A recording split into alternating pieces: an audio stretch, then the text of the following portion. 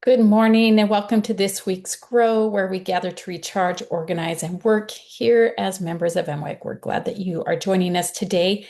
We are going to do a little bit of a holiday-esque Grow today, talking about sharing the gifts of MWEG during this season. And we have some members of MWEG leadership from our different areas of growth, I guess, or advocacy. It's not just advocacy, different areas of MWEG that you'll see as they talk today. And we hope that this will give you some ideas as you navigate holidays, family events, work parties, anything you have of ways that you can lead out and share some peacemaking skills or just talking about topics that might be tricky. So I am going to first turn the time over to Michael Lampello, who is our Director of Communities. Hello. So I wanted to do a little bit of a retrospective and talk a little bit about what we did this year for our summer program. And our summer program was themed Move In Closer.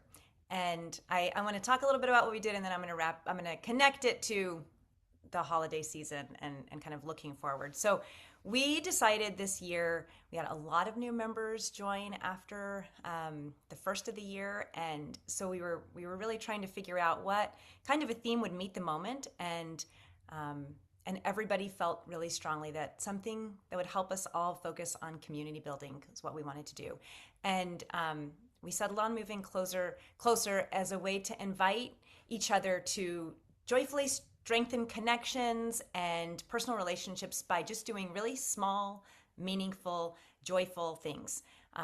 Lots of times, I think these are the things that we already do in the rhythm of our everyday life, but we don't typically think about them as community building.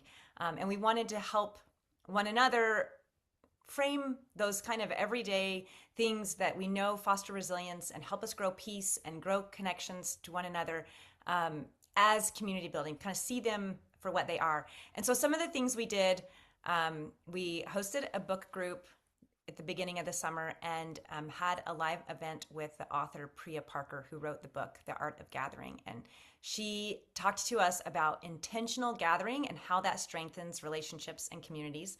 And we've continued to try to use some of her techniques and kind of tips and tricks as we plan gatherings, virtual and online and in person. So the some of the other things we did were create some hosting guides that we thought might make meaningful gathering easier for you. And a lot of those are still available on our website. And when I'm done, I'll drop the link for those in the chat so you can find those if you're interested. There's some really great just easy kind of plug and play ways that you might gather people around conflict, or what are your conflict styles, and kind of some really easy ways to make a gathering a little more meaningful. So I am curious at this point if anybody on the call, you can just drop it in the chat if you want to, participated in anything that had to do with the summer program.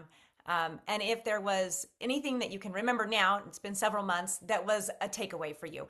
And we organized a lot of our ideas and invitations in a bingo card, you might remember, and you could kind of go through, and they had things to do with lifting up your voice and connecting and reaching out to other people, doing some small acts of service. So if you participated and you have a memory that you want to share in the chat, drop that in the chat. And then I just kind of wanted to connect this idea of connecting with one another in the ways that we, I think, are really pretty good at already. With this quote from Sister Johnson, President Camille Johnson, from the General Relief Society president. She said, like Naaman from the Old Testament, you may be waiting to be told some great thing to do, wondering how you will get to that remote part of Africa or an island in the sea to care for your global neighbor. Sisters and brothers, I invite you to use your gifts and talents to do a few small and simple things in the sphere of your stewardship. Wherever you live, there are malnourished children. Wherever you live, there are people who cannot read. Wherever you live, there are barriers to health care. Wherever you live, there are those who are hungry, thirsty, naked, sick, and in prison, illegally, literally, or figuratively. Friends, we need you. And for me, this quote is just so powerful and speaks to my desire to lift all suffering that is disturbing, and at a time when the news cycle just really never rests, and it often feels like hate is strong and mocks the song of peace on earth, goodwill to men. I I refuse to give in to apathy, and my resistance looks like small, everyday, caring interactions that I do really imperfectly. Um, and I believe, even though maybe this is a naive belief, but I something in me tells me that it's not. I believe that this type of resistance is what will ultimately bring peace. And so, as we wrap up the year and we look back at moving in closer over the summer and kind of moving into a holiday season that can be really frazzled and can be sort of stressful, I just want to invite all of us to kind of recenter on those small, really powerful interactions that we have, both with the people that we are closest to that live with us and that we don't get to see very often, and even just those strangers that we interact with as we're out and about this year. And so that's my 2025 wrap up and kind of like pep talk about moving forward from the communities team at MWEG. Thank you, Michael. And that's such a great reminder of what we did several months ago. But hopefully, some people have picked up some skills from the summer program and the discussions that we had around that, that they are implementing in little steps. Now we're going to hear from our advocacy team, our Director of Advocacy, Christy Carter-Bake. I'm going to turn over to you. Thanks, Rachel. And thanks, Michael Ann, for that quote. That is such a perfect quote, really, for all of our work at MWEG, and all of our different areas of MWEG intersect with each other in so many different ways. So what I wanted to talk about this, in retrospect this year, is our CTA program and how we've kind of stepped that up and how it can really amplify and aggregate the voices of just one person following these steps and doing these messages to their representatives. And it doesn't take a lot of time, but it can have a really big impact. And so if you've been a follower of MWEG for a while, you have probably noticed this year we have done a lot more CTAs in the past. This is because we've been able to build out our advocacy team and have the ability to engage in a lot more issues. And so that's been a big thing for us at MWEG this year. And we've had more regular opportunities to participate in calls to action. We've done federal level, we've done state level, we even did a federal administrative agency. So we've really increased the number of opportunities and the different venues to participate with our calls to action. Here on the screen is our guide that we recently completed for how to be most effective in completing a call to action. And I'm just leaving it here for reference, but it's also housed on Central in our CTA area. So if you're on Central, under, I believe it's the main discussion side, you can find the calls to action page. And there we house all of our active calls to action. And this guide is also housed there as well for your reference. And it just kind of walks you through like how to be most effective, how to get your voice heard by your senators and representatives. So you can customize it to different people, and then writing your letter, just talking about how like keeping it focused on one issue and making it personal, and making sure to include gratitude. We have such a great track record with including gratitude in our letters and our messaging to our elected officials, and we're going to be working more on that in 2026. But let me just say, the gratitude opens doors. It shows your elected officials that you're watching them and that you can appreciate them, and that your engagement with them is not based on partisan politics, but that you are engaging them as a human being and appreciating the work that they do. So the other thing I wanted to show you, if this works to show, and I'm not sure that it will, but we've done a lot of data collection around our calls to action this year that we haven't done in the past, which really helps us target where we need to um, focus our efforts if we're trying to get, for example, a lot of messages to a certain committee member or messages from a certain state. Our data collection has really helped us understand where we need to market our CTAs or really get the word out. Rachel, this is the second link I sent you if that's available. But we have done a lot around data gathering, which really helps illustrate how impactful each person's voice is.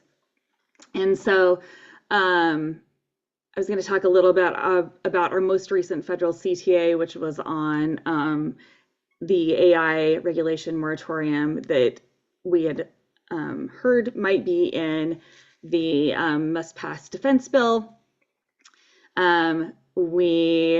Here's our little data dashboard where we can see this CTA was only open for a few days. It was a pretty short time span, right? Some of them look different and have a lot more emails because they're open longer, but this was just a really quick snapshot.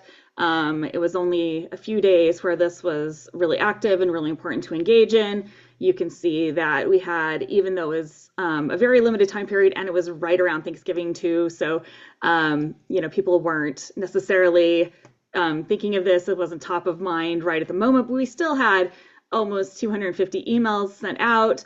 We covered the West pretty well and a few other states in the East. And this was a lot, right? This was a lot of people showing up and doing their little part. And we sent 250 messages in the span of a couple of days.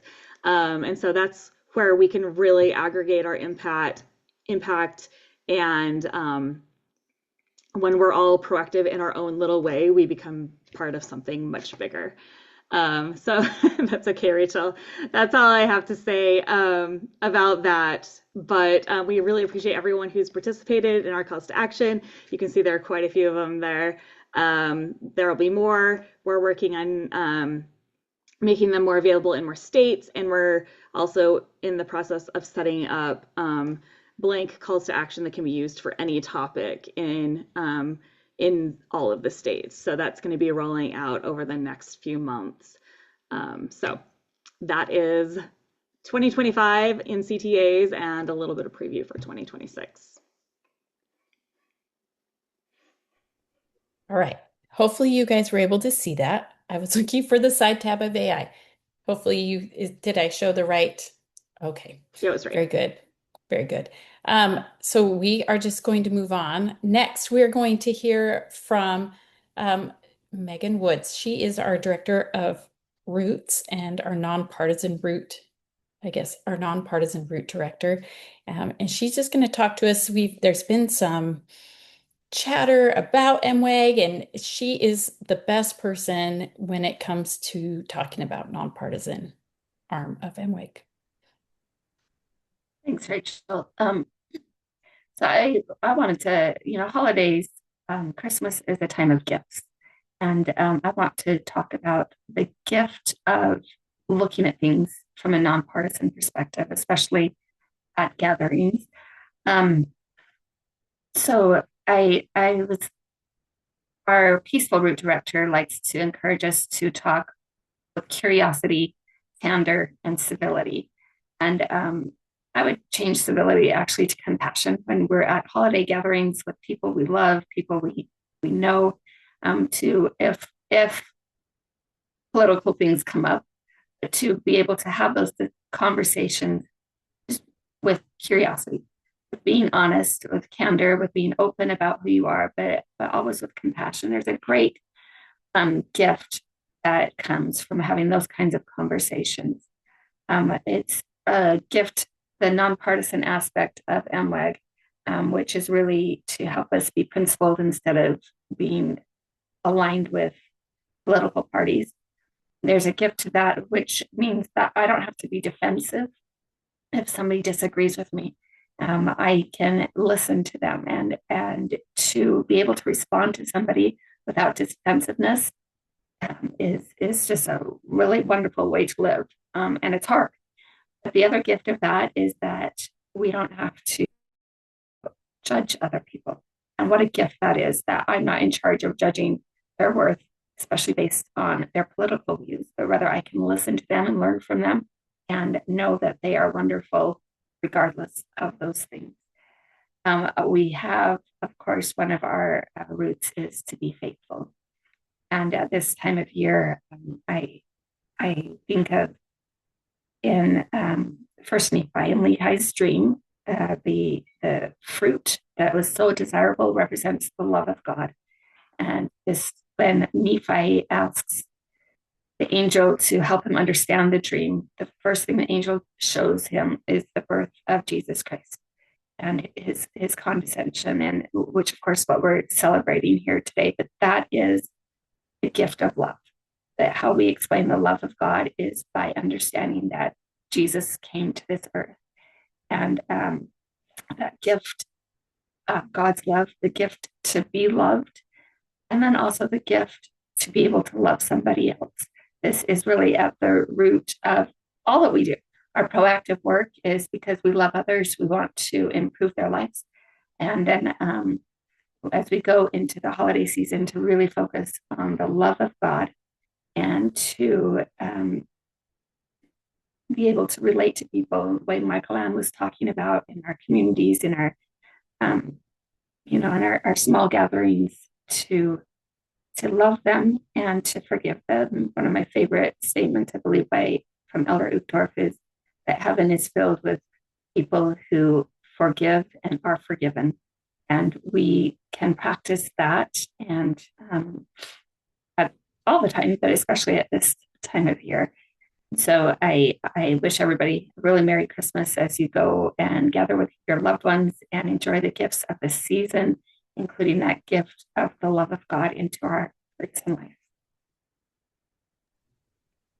That's awesome. Thank you, Megan. Thank you for sharing those different ways, and especially peacemaking, which is something that we need desperately right now. And that is a great segue as we talk about nonpartisanship and peacemaking to talk with Meredith Gardner, our Director of Media Literacy. She has shared a lot of ways over this past year of ways to look at media and also to be a peacemaker through those ways. So I'm going to let her talk about that a little bit more. Great. Thanks, Rachel. I want to kind of take the tack of Megan and talk a little bit about the gifts of the year too, of what we've tried to give our members through MWEG. It's been a wild year for news and information. Like it's been, there's been a lot of shifts in our media landscape. There's been a lot of changes in what we see from different sources of information that maybe once felt more reliable and maybe now feel less so. And it's interesting whenever I talk to people about media literacy and MWEG, they don't always make the connection right away to the importance of media literacy and peacemaking. But we really do believe at MWEG that media literacy skills are peacemaking skills and that it's part of our job, to fulfill our covenants, to bear others' burdens, and to be good advocates in our communities. We have to have good information to do that. And so some of the things we've talked about this year have been, things I hope have been helpful to you, excuse me, which is that first, peacemaking and media literacy begin with ourselves. And so as you go into the holiday season and you have more interactions, potentially with coworkers or with family and friends, think about any work you might need to do within yourself to evaluate your own biases, your own what do I want to say, your own blind spots, and how that might be influenced by the information that you consume, and if there's any little shifts that you might need to make in that. And and always go into conversations with curiosity and with love.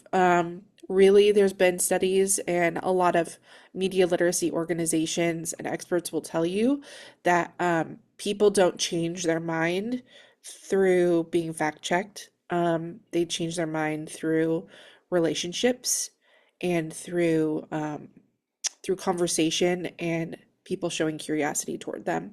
So it's really important to keep in mind. And I fall into this pitfall all the time too. It's really easy to go online and to think, oh, well, if I see something wrong, if I just comment the truth, they'll change their mind. And that almost never works.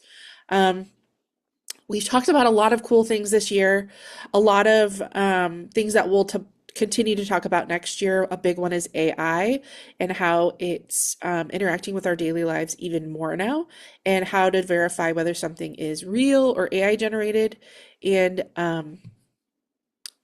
And a lot of it is just basic media literacy skills that we've already taught you, which is to notice when you're feeling upset or you're feeling emotional about something you're seeing, and then going to check other sources to verify if it's true. And it's super basic and it's just really important to do. I think it's normal to get tricked by things, especially cute animal videos are like huge right now. A lot of them are AI generated. So don't feel too bad like if you get misled by something. It's really normal. Um, but it is so important to double check the information you're seeing before you share it, especially. We've talked about how bias shows up in ourselves and in the information we consume and different kinds of bias. And we've talked about how to find credible news outlets. Um, and what it means to be a credible news outlet. There's a really a huge crisis of trust in the news media right now, and most journalists are aware of that. And it's really important for us to take the time to find outlets that are reliable, that we feel like we can trust. And then the last thing I wanted to talk about was just the importance of believing in truth. We've talked about that a few times this year. And I noticed in my own life with my family members and with my friends, a lot of people feel really cynical about what is even true anymore. I was talking with one of my teenagers and they were like, well, people just have their own truths now. Like, can you even figure out what is true? And actually you can. And it's really important to try and to know that truth exists and that we have the capacity to find it. And there's this quote that I just wanted to share with you from Elder John C. Pingree, and it says, so what is our understanding of truth in today's world? We are constantly bombarded with strong opinions, biased reporting, and incomplete data. At the same time, the volume and sources of this information are proliferating. We need to recognize truth has never been The need to recognize truth has never been more important. Truth is critical for us to establish and strengthen our relationship with God, find peace and joy, and reach our divine potential. Um, I love that quote. So I just wanted to wish you all Merry Christmas and tell you I believe in your ability to find truth. And we're going to continue to try to help you with that in the new year. Thank you, Meredith. Thank you for reminding us. And if you are wondering if you want to learn and go back and see some past grows of media literacy on MWEG's YouTube channel, we have a playlist of media literacy grows, so you can go back and watch some of those if you're missing us over the holidays while we take a little break. Next up, we are going to hear from Catherine Esslinger, who is our director of our Empower group. She works with Catherine, I don't see you. There you are.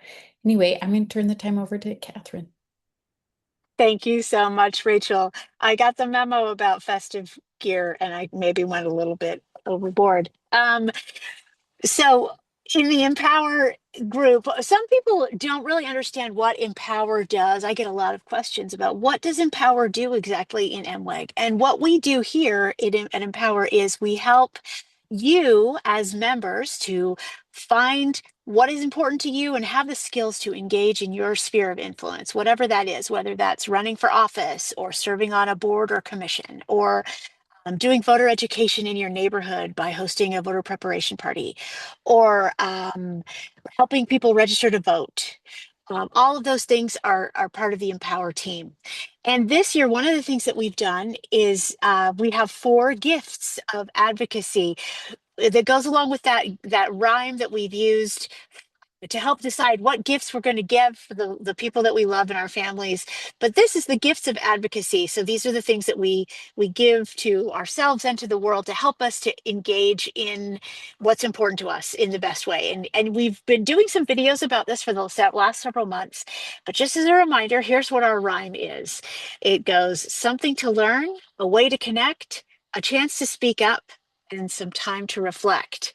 So we've been posting videos and challenges and ideas of ways that our members can do any one of those things. We've given ideas of what people can learn about to help them to engage in their community, because we know that, of course, knowledge is the first step to knowing what's needed in your sphere. We've prioritized how we can connect with groups around us, large and small, the people that we love, the people that we're interacting with, because that's the basis of well-being and also understanding what our communities need. A chance to speak up. This is a really obvious way that we use our skills and abilities.